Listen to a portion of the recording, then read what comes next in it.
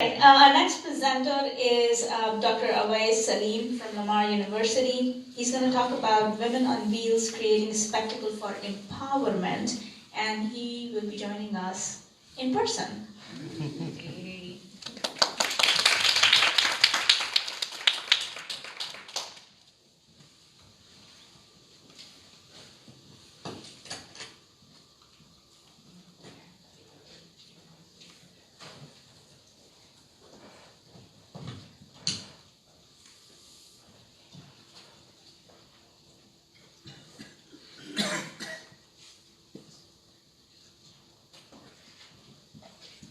Do we even need this? Can you all hear me all right? You maybe should use it for the Recording. Oh, for the recording if you can. Okay, so I'm Awais Salim. I'm the last speaker or the last hurdle between you and lunch. I understand. So I intend to keep it as brief as possible. You have heard a powerful account about women from the South Asian region. I intend to add to that debate from Pakistan. Those of you who are not from the region, I wonder how well do you know Pakistan, and when you think about Pakistani women, what comes to your mind? Anybody? Submissive. Okay. I would say that is fair, right?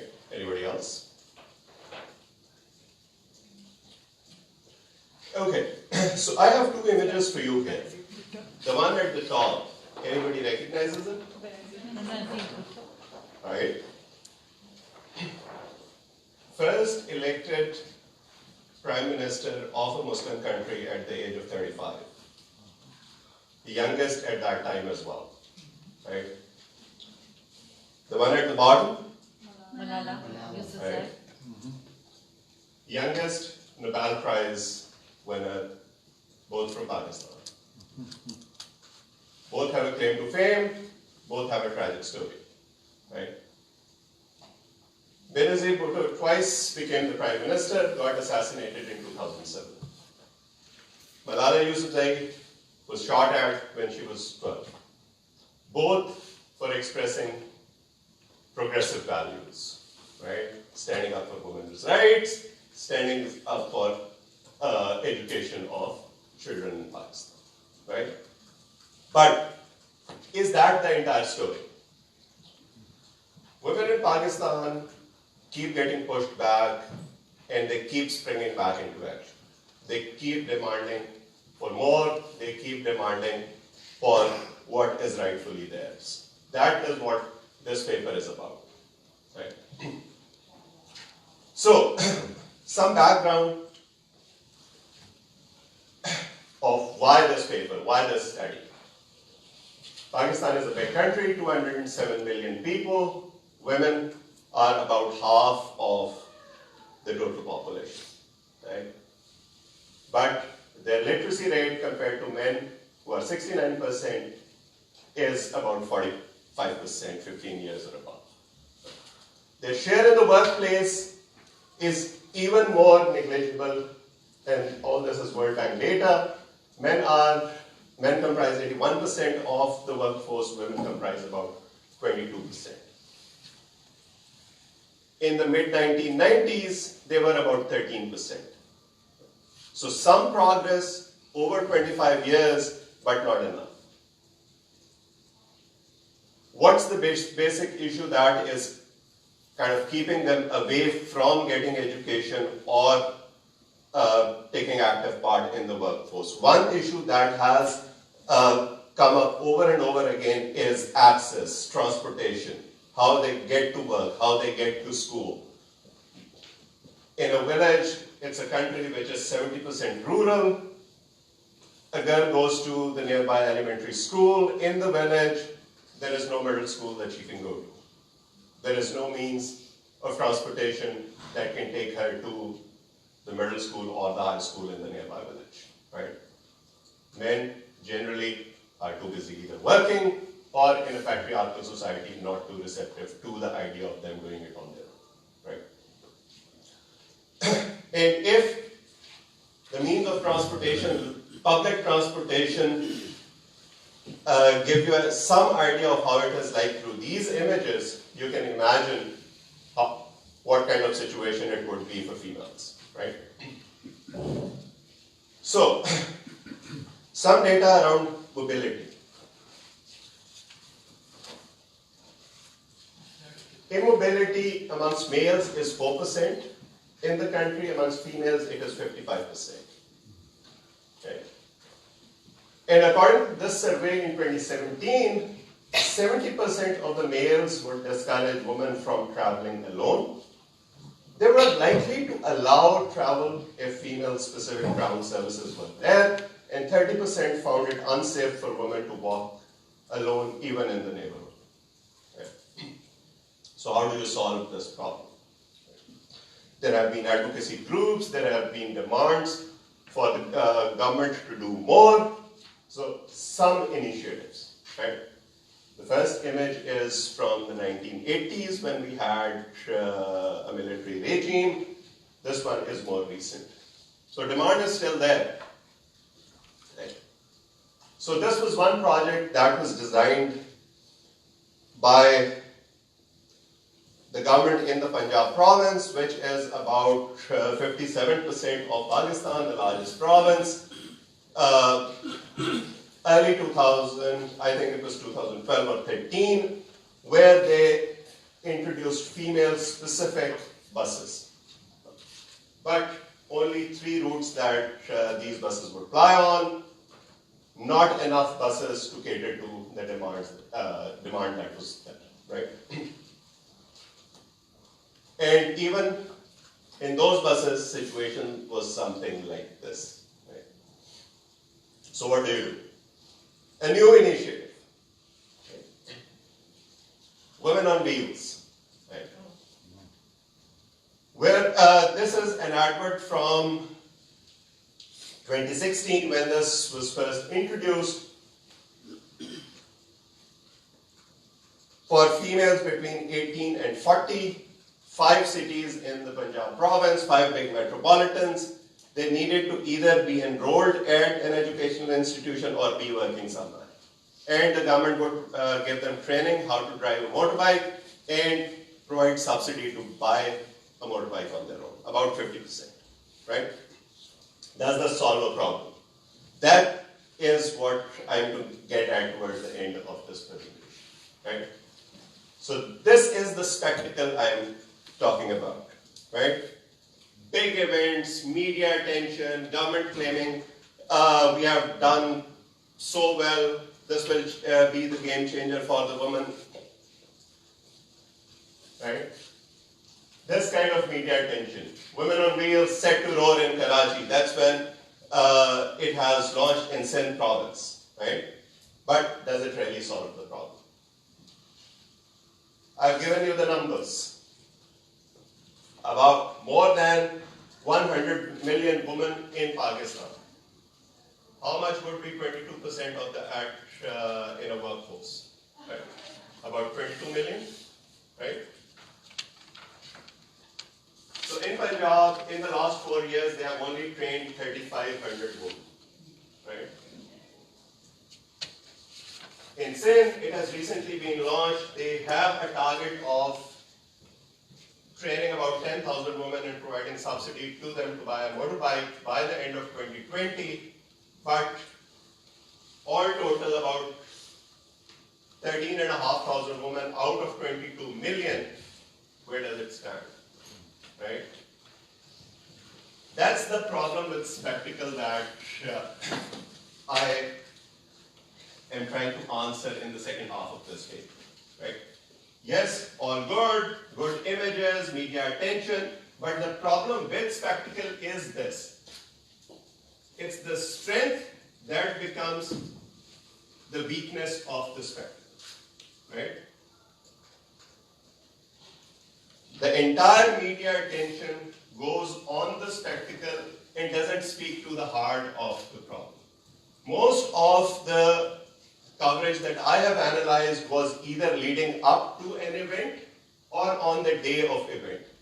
Not anything either side of it. And even in that coverage, most of the focus was on how good it is, how it is going to be a game changer, without really answering the question, what happens to all those women that are out of the loop in a project that is concentrated in major metropolitans in a country that is 70% rural, right? So, yes, it is feminism, it is creating a spectacle, but Tong had a liberal and radical feminism typology that talks about 4 basic issues type of language in the coverage: emphasis on equal rights, mention of socio-political issues, and legal constraints or lack thereof. That is what I wanted to analyze in this coverage. So, I looked at 4 major English newspapers, 37 stories. I analyzed the text. So the language was primarily positive. There was some passing mention of religious boundaries and safety concerns, but nothing too serious. Mostly official sources were used, either those women that were taking part in the event or the organizers of the event, but those women who were not part of that, they were not there. As far as the emphasis on equal rights was concerned, the text expressed the hope that it will be the case without really going in depth how the organizers or the female workforce can materialize that.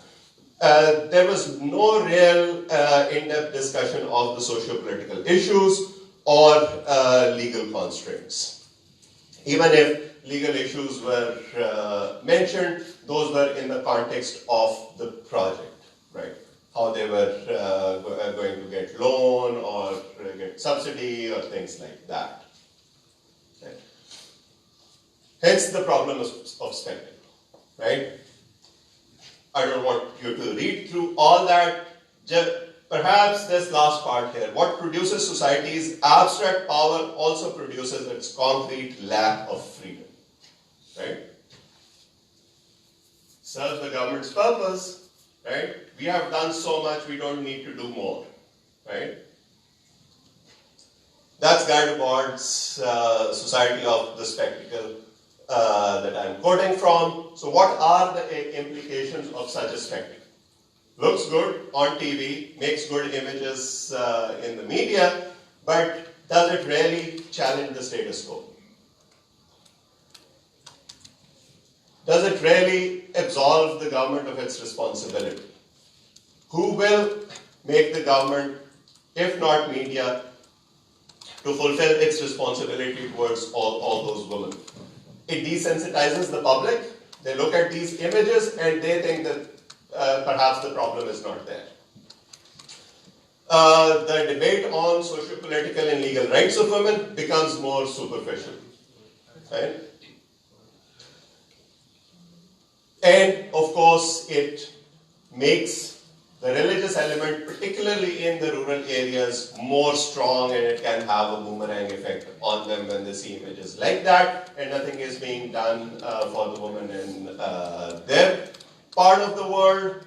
They can in fact come around and take steps that will hoodwink those women even more, right? So where do I go with this study? I want to compare different demographics, right? The numbers I've showed you are 15 and above. Also different socio-cultural groups going beyond these metropolitan areas. I also want to see, because for now I have looked at English language newspapers, how the vernacular media in Pakistan is showing these images and what kind of commentary they have, because most of the times they are taking a more hardline position. I want to interview users and those who have not yet registered for it, and also critically examine the role of the government. as the patron, does it really help, or it hamper the overall objective that is there of the woman empowerment? With that, towards the end, if you have any questions, I will be happy to answer. Thank you. Thank you, Dr. Salim. That was one of my questions, and you addressed it in your future directions, because oftentimes when you look at, you know, who migrates or who takes advantage of a government scheme, it's the one who know about it, right? So usually the socio-cultural group that benefits is also the group that has privileged information to be able to participate. So I'm excited to see what will happen when you're collecting that data, and if you find that economic and social bias in who is availing this scheme. I would like to open the floor to questions. Krishna Priya is not with us for the Q&A, but Muhammad Alamgir Parvez is. We're going to call him now, and Dr. Salim is already there. Dr. Salim, would you want to sit at the stage so we can have you both in the same general geographic area?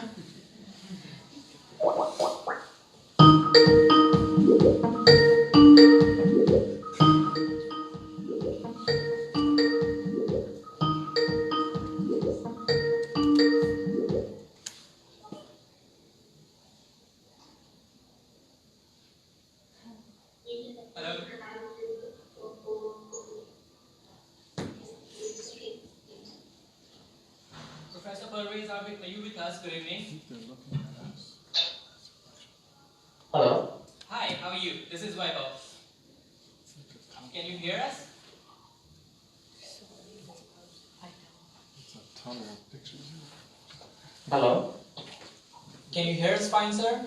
Yes, I'm fine. Perfect. Great. I can hear you. Okay. Would you be able to switch on your video if that's possible? Your camera? 1 minute, please.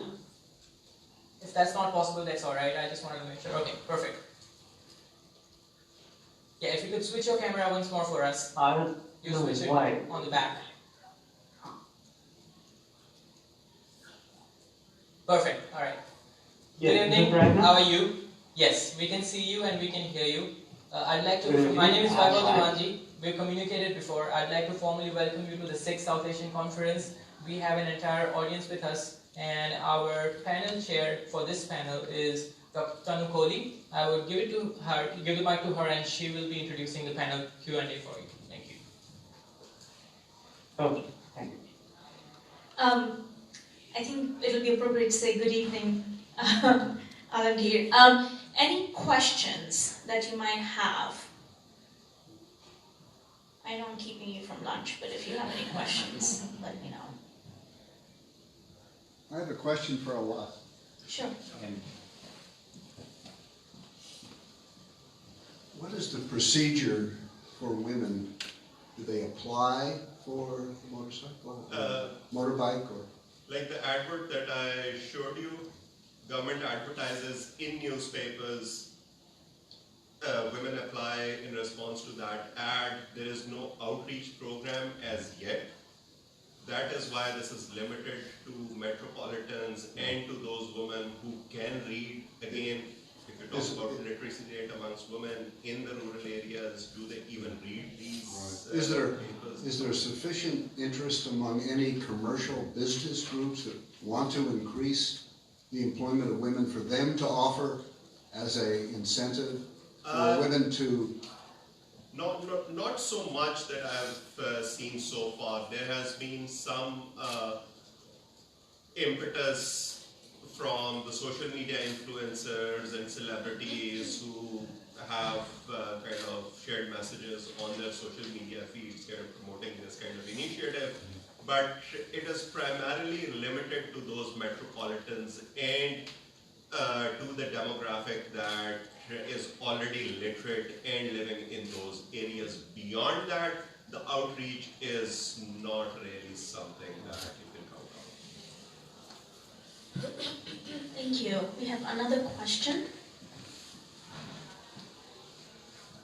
Thank you. I actually have a question for both panelists, so I'll go in chronological order. I wanted to ask how the Ghana Sangeet songs are distributed in Bangladesh. I imagine, people hear new songs by, in person, but what are some of the other ways that those messages are being amplified? Did you get the question, sir? Can you please repeat once more? The question was, what are the settings in which Ghana Sangeet is being promoted and spread around? So, is it more through radio or in person? Are there any gatherings where this is happening? So, if you could talk about that. Okay, thank you very much for the question. Actually, Ghana Sangeet is a very popular genre in Bangladesh, which is spread all over the country, like in media, in TV channels, in radio, in everything. And we do live concerts of Ghana Sangeet. So you can say that this is pretty much popular and a very convenient, ongoing way to enhance the awareness of people. So you can say that Ghana Sangeet is Ghana Sangeet can play an important role to overcome all the social problems because the lyrics of Ghana Sangeet is basically based on our social disorders or the speech of oppressed people, and it's against all odds of the society. So yeah, Ghana Sangeet is all around us, on TV, on radio, and everywhere. You can say that.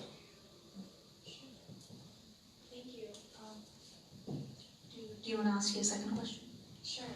I was going to ask how many people in Pakistan have been openly critical of this type of campaign in the same way that you were raising some concerns with it, or is it kind of distinct for? Like the advocacy groups in Pakistan have been doing several activities simultaneously. There has been a female march for the last couple of years where they demand rights for females, and some of the posters that were provocative in that march have generated some criticism. There was a bicycle march in Khyber Pakhtunkhwa that is one of the more conservative provinces in Pakistan, has a tribal culture. That was criticized a lot, but around this project, I have not seen a lot of open criticism as such, not in the social media, not in the mainstream media, but you have to take into account that it has started from a province in those cities that have good literacy rate, that are considered progressive compared to other parts of the world.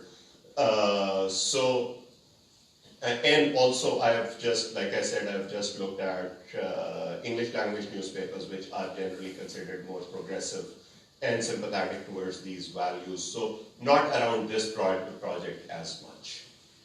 Well, I guess, how many people have brought up, like you have, that it's problematic that the numbers don't quite match up, that, is it? Yeah, that's the reason I'm doing it, because I was looking at this coverage, I was looking at the hype in social media, all those celebrity videos and that kind of stuff, all goody things, but I wanted to scratch the surface and see what it really means, and this is what I came up with. I have not seen any other work like that so far. In fact, the organizers of the project, when I contacted them for some details, they were very excited that I will be showcasing their work on a big stage. I'm not really sure how they will respond if they actually look at my presentation now. Well, I really appreciate that perspective. I actually have a question from Muhammad Alamkeen, and then we have another question. Could you elaborate on the role of social media? How what is the relationship between Gana Sangeet as a genre, and then what is the role of social media, if any, in promoting it in Bangladesh today? Yeah, thank you very much for the question. Actually, sorry, can you hear me? Yes, we can. I think your phone ring going off, so if you could please silent it off for a moment. No, my phone is silent actually.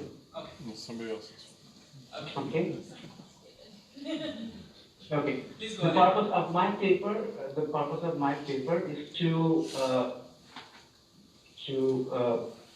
tell our media that they should promote it very much. Because in 1971, in the Liberation War, and before that, in 1952, in the language resistance, the media played the greatest role to promote the Ganeshan and enhance the awareness of our people.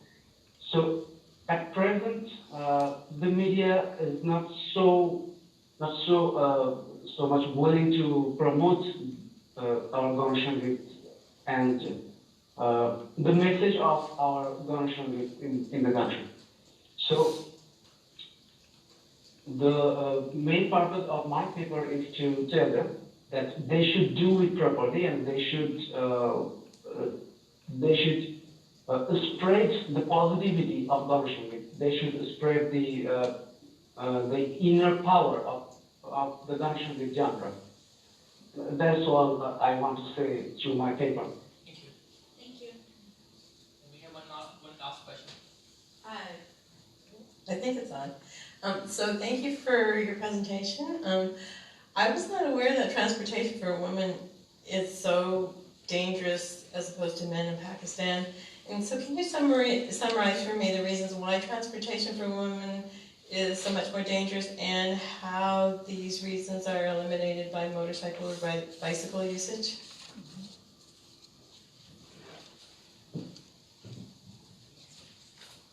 Helps with the folks who are online. Well, in this particular case, I would say danger is a relative word. It is more than on-ground danger, it is perceived danger. We have not seen any data or any instances around females going to work alone, getting harassed or things like that. Yes, there are incidents, it's a patriarchal society, but is the data pointing to something bigger? Nobody has done a study around that yet. More so, this is a question of availability of transportation. That is why I showed you those images where even men going to work are climbing the top of those buses and that kind of stuff. So since availability is not as much, and when everybody is, and nobody forms a line, we don't do that, right? We elbow each other out, right? And when it comes to that, you can very well gather who gets into the bus and who is left behind. And in a patriarchal society, if men are making a decision for the woman, whether they are going to study or going to work, it becomes a problem. So I would say it is perceived danger and on-ground problems related to the availability of transportation more than the on-ground danger as such. But so the men are stronger and push the women away when there's a fight to get on the bus? They push each other as well. Excuse me, I just want to add that if in those crowded buses, you're a woman and your body is pressed against strange men, that is hugely stigmatizing. So that is one of the major points. Your family doesn't want you to get on a bus and become the property of other men. Also, you could get sexually harassed, and there's a stigma from that as well. And oftentimes the women are blamed for that. You went into the bus and you got harassed. Yeah. Who asked you to do that? As always, it is the victim's responsibility. So This is a huge issue, you know. Yeah. they've tried everything. They have tried separating the cabins in the bus. They have tried female-specific buses. But Yes. again, the number was so minuscule that it couldn't solve the problem. But so then the motorcycle solution, they still could be attacked, you know, on the road alone, but that's not the same issue, right? That's not the same issue since they don't need to walk to the bus stop. They don't need to wait for the bus. They don't. So When you're moving the they are kind of on their own and more liberated from those problems that are with public transportation. I think that's the idea behind it. That's only on the scale. As a driver in India, as a woman driver in India personally, I know that it doesn't matter if I have the ability to move or not. The dangers of being on road are just as Yeah, and those dangers are for the male drivers as well. So that really doesn't matter. And I appreciate the thought behind it. For instance, this was the initiative of the previous government in the Punjab province. They are not in government anymore, and the new government has disbanded the project. That is why the director of the project, he took it to the other province and roped in the government there. So I appreciate what they are trying to do, and their hope is that it becomes a chain reaction. But my critique of this project is that it is more top-down and not something that is indigenous, and it doesn't really solve the problem. We are out of time, and we are a minute away from lunch. So I know we have one or two more hands, but if you want to ask your questions, feel free to ask Dr. Salim or Dr. Pervez in person or through Skype. We will take an hour break for food, but I want to thank both our panelists who are here for Q&A. Thank you so much for joining us. Mohammed Alamgir Pervez from Bangladesh, Dr. Wes Salim from Lamar University, thank you so much. And we'll regroup in an hour. Vaibhav has instructions, so when he speaks, we should listen. Not really. I have Dr. Pervez, Professor Pervez.